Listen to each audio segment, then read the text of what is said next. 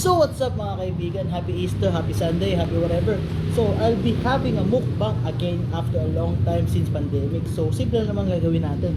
Kakainin ko tong pizza ng walang slice. I-roll ko sa kasi wala pang gumagawa nun sa YouTube. Sinearch namin kanina, wala. Ako makita doon tayo. Tumatawa yung cameraman ko guys. Gago kasi siya may idea nito. Ginawang calzone, oh, tapos baro.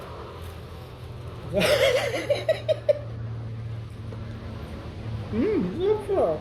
Pawis na ako.